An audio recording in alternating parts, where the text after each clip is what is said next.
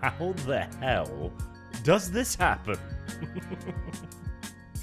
Imagine going back to around about the time of the release of the Peter Jackson movies and telling somebody that in 2022 a sequel to The Karate Kid will be outcompeting a Lord of the Rings prequel series.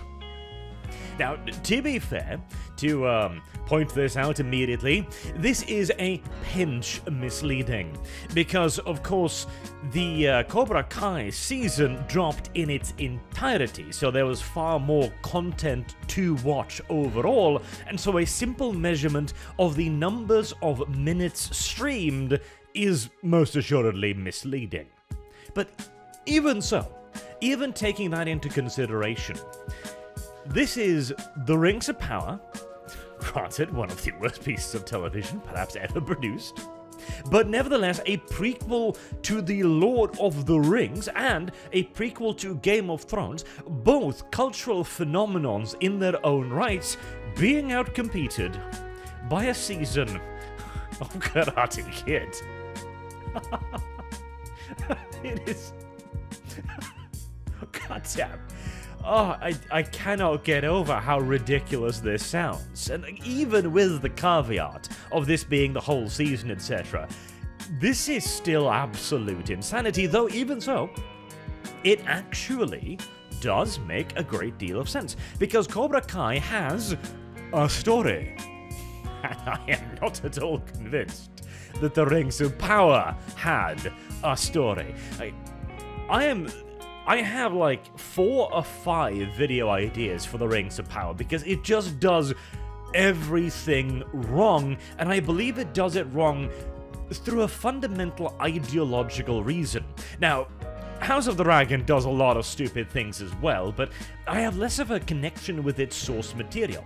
I have, however, been told that apparently they are essentially taking the most charitable and optimistic interpretation possible of the female characters, the Hightower lady and Raymond, and the most absolute negative interpretation of all of the male characters, which hardly surprises me. Maybe I'll actually get around to reading that book and doing some proper comparison, but the point is, this is actually a rather interesting little cultural shift. Now, Cobra Kai has been running for a while now, but a more recent example, of course, will be Top Gun Maverick. Now, I watched Maverick, and I enjoyed it a lot. But if I sit back and think about it, it is a very, very stupid movie, and probably not even a particularly good one. Okay, so there is a super secret nuclear weapons program in a country. That's all the information you get. It's a country over there, okay? You get what that means. And the super secret facility rests in the crater of Mount Doom, which can only be approached in a hyper-specific and basically impossible fashion, because it only has one single solitary weakness, incidentally exactly the same as the Death Star. and only Tom Cruise has the piloting chops to pull off this impossible mission. And it is as ridiculous as it sounds. Like, the whole thing is just over-the-top, idiotic, action-y nonsense. And you know what? I love it. I absolutely adore it. It doesn't need to make sense. It doesn't need to have a message. It doesn't need to say anything. All it needs to do is be fighter jets going meow, meow, across the sky shooting missiles at each other, and I will be happy. And so, incidentally, will the audiences be? And in many, many ways, Cobra Kai is quite directly comparable to Maverick. Cobra Kai is not a particularly complicated story, but it is a story, and it is a continuing story. Johnny Lawrence simply wants to be a better person. Like, simple as. And he is continuously trying to be that better person. despite all of his baggage, despite all of his problems, despite all of his hardships, and he thinks that his interpretation of karate, of Cobra Kai, is a way for him to become that better person. Sometimes he fails, sometimes he succeeds, and that's, frankly, all a show needs. Now, Karate Kid also has a bunch of other characters with their own relatively simplistic and yet still interesting and solid stories. Daniel LaRusso, for example. He is the exact opposite of Johnny Lawrence in that he has got everything he ever wanted, pretty much. And now he has to struggle with his misconceptions and his, well, blinkered worldview, as he is now the judgmental one because, well, he has a lot of history with Johnny. So, obviously, they have a complicated relationship.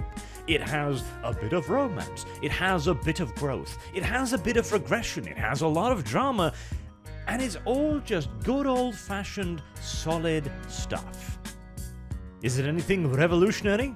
No, and it doesn't need to be. In fact, this is exactly what we need right now, for movies and television to simply go back to being entertainment. As ridiculous as a notion as that now seems. Simple, bloody entertainment. Another recent and excellent example is Bel Air, the pseudo kinda rebooty, remakey thingamajig of The Fresh Prince of Bel Air. Now, The Fresh Prince was a bubbly, energetic, and hyper-optimistic comedy show that presented to you a upper-class black family acting like regular people. What a revolutionary notion. To be fair, at the time, it was actually a little bit of a revolutionary notion, and it was exactly what we need now. A simple, positive story where, frankly, the racial elements of it all is minimized to the point of barely even being in existence. The Banks are simply a black family, and that is it. There is really, there is occasionally some focus on political elements in Fresh Prince as well, but they are vanishingly few and far between. And at the end of the day, if you want to see politics in The Fresh Prince, it is overwhelmingly conservative politics, with Uncle Phil obviously being the stern, yet also incredibly loving and supportive father. Now, contrast this to Bel Air. Like, immediately, just the splash screen tells you that this is something very, very, very different right off the bat. Bel Air, I did a video on it, is the exact opposite in virtually every way of The Fresh Prince. It is not energetic, it is not bubbly, it is certainly not very comedic, and it focuses near exclusively on modern-day political issues. For example, Carlton is a drug addict. Why? Because he has PTSD of going to a fantastic school in Bel Air where there are too many white people. I'm not making this up. I'm not paraphrasing here. That is the reason the show gives you. Carlton Banks has PTSD because there are too many whites at his school.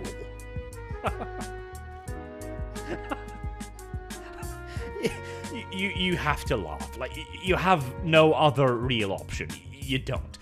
As for Will Smith, he doesn't get sent to his family because of a tussle at the play yard. He's like, I got one little fight and my mom got scared. I sent me off. No. He fires a gun at a playground and gets a hit put out on him by a gangster. A gangster that the Bankses...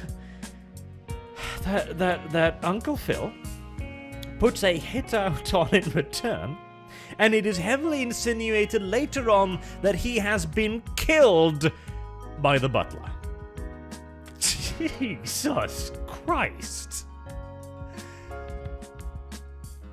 It is difficult for me to find the words, again, to express, to impress, perhaps more correctly, upon you what a ridiculous reversal of everything that the Fresh Prince was, that Bel-Air is. And it comes across as decidedly toxic, as decidedly disruptive, and decidedly damaging, frankly, in comparison again to the Fresh Prince, which was an incredibly optimistic television show. And hell, even for all of that, the Fresh Prince was a simple comedy show 98% of the time. Most of the time, it was a simple story of Will doing something stupid and getting yelled at. That was about it. Like, you can probably count the overtly political episodes on the fingers of one hand. Yet, you can count the number of minutes without overt politics in Bel-Air on the fingers of one hand. And quite clearly, people, consumers at large, are sick of this, and will flock to anything and everything that gives them a goddamn respite. They will praise Maverick into the skies despite having a very, very stupid story, and I will join in wholeheartedly because it is vastly superior to everything else we are currently being offered. And the good part is here, the white pill at the end is that more and more studios are realizing this as well. One of the biggest recent examples was the Warner Brothers and Discovery basically straight up coming out and saying, no, we're just gonna focus on normal people. Like, we've had it with all of this shit. We've been told that we'd become oh so popular if we pumped random identity politics garbage into our shows, and it just didn't happen. So we're gonna go back to making Storage Wars, Ice Road Truckers, and the shit that people want to watch. And if the rest of the entertainment industry can follow suit, which it appears to be, then finally, we might not just be seeing the turning point, we might actually be past it. I hope. Until next time, I've been Arch. Thank you all very much for listening, and I hope to see you all again soon. Till then, have a good day.